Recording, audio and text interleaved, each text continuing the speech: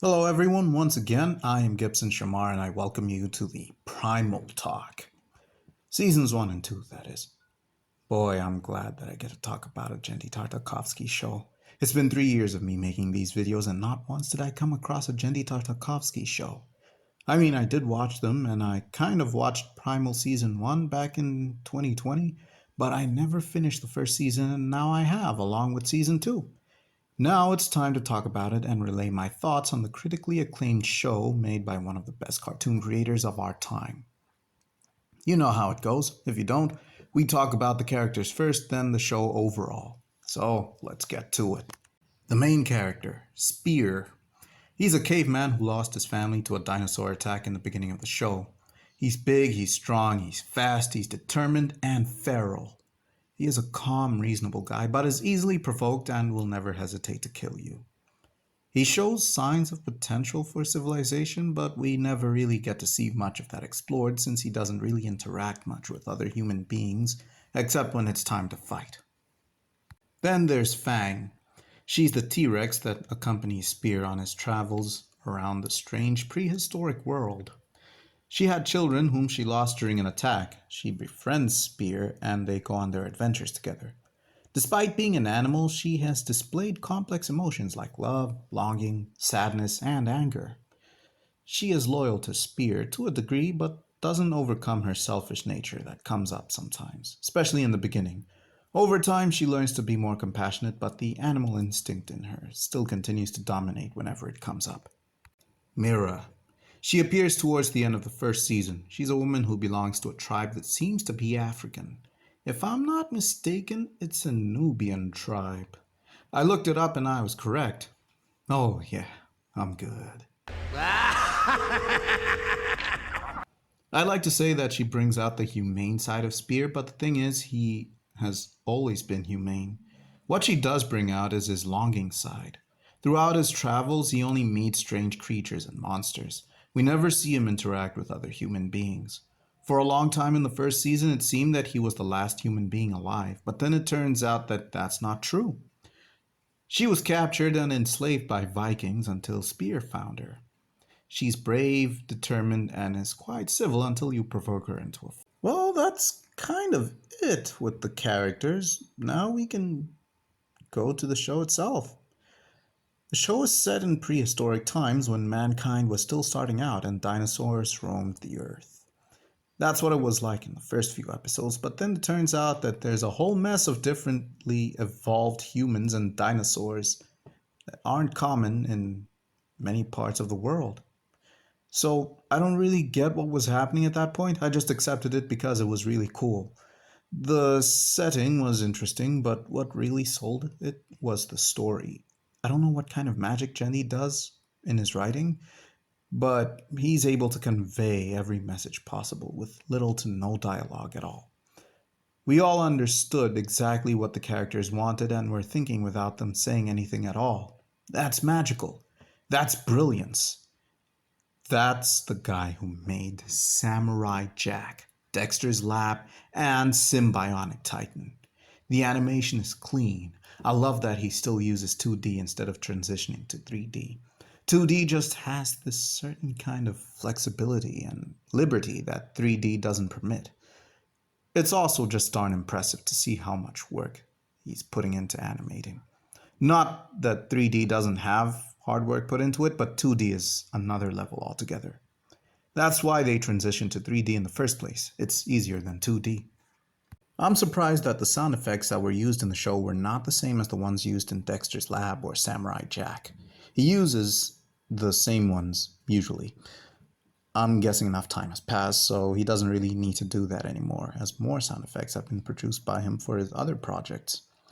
I liked the show, but I didn't really know what the point of it was. I didn't see what the quest was about. It was just Spear and Fang running into weird situations and getting out of them. Or sometimes being rescued. I didn't really know what their goal was apart from surviving. I guess it would be in line with the show's title, Primal. But then when the first season finale came up, I started to understand. It took time for the actual story to kick in, and that was a pleasant surprise. I'm so used to the shows they release nowadays where everything is given in the first couple of episodes and then the rest is just us trying to figure out how to get to the end of the story. Jendy Tartakovsky sticks to his guns and does things the old fashioned way. I love the world that this show created. It's so full of mystery and intrigue.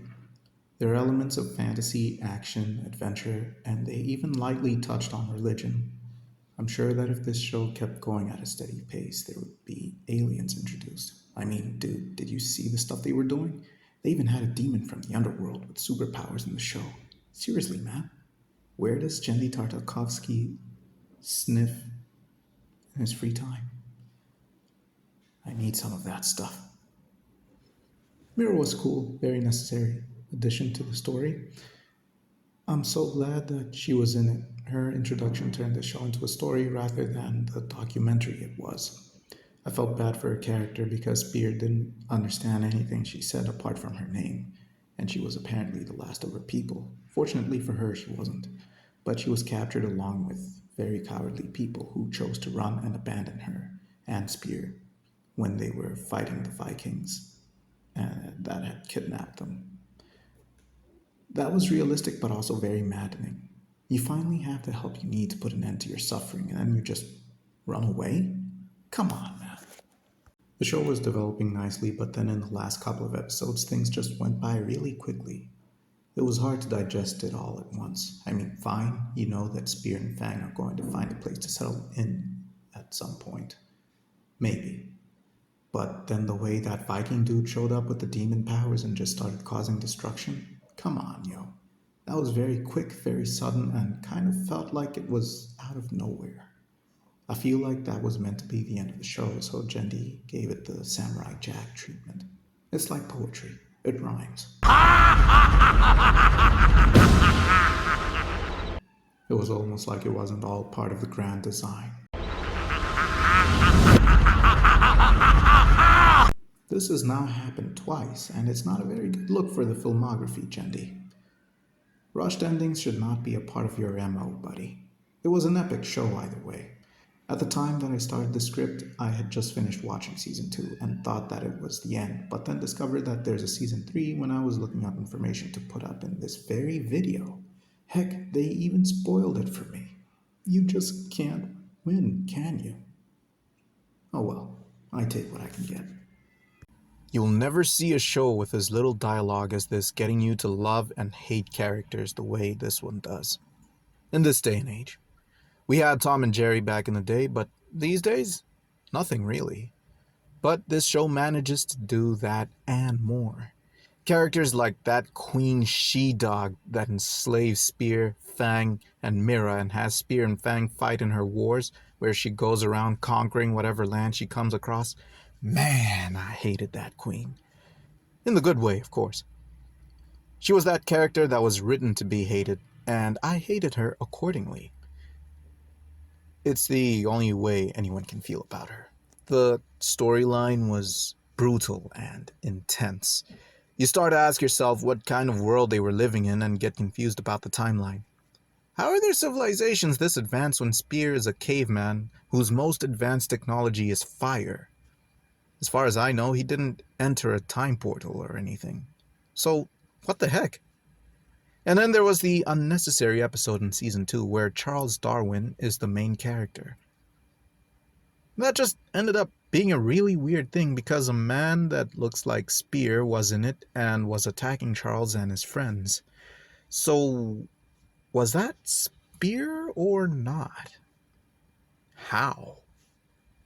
And was it weird that I was conflicted about whether or not I wanted him to die since he was attacking random people? Speaking of confusing timelines and morality, there were the Vikings. Dudes captured and enslaved people, then branded them, and they start getting all emotional when those same people show up and kill them in order to be free? Are we supposed to feel sorry for you? No, no. You get what you deserve, you freaks of nature.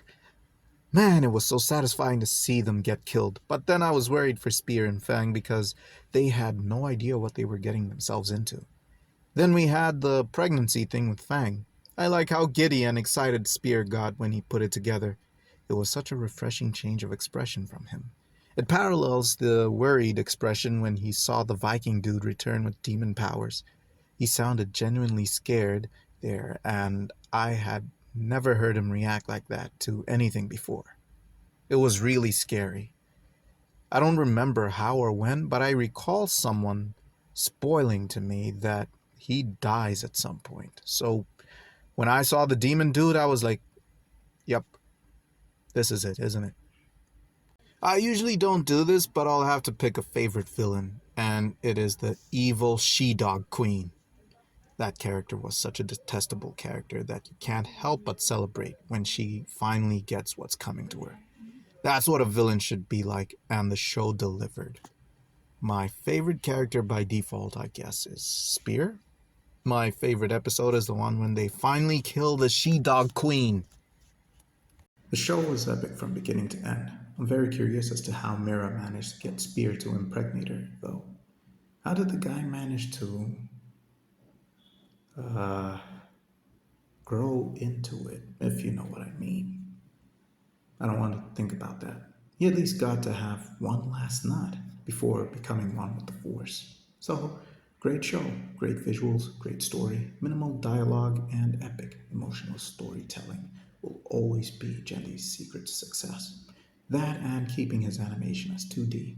I hope he keeps making 2D animation for as long as he lives. We don't need 3D.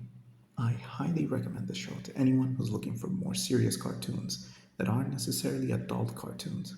Have you ever noticed that action cartoons aren't made for children anymore? That's weird, huh? Anyway, please check out our Facebook page, our Instagram page, and our blog for more cool content. We have tons of stuff that we would very much love to show you. Have a good day.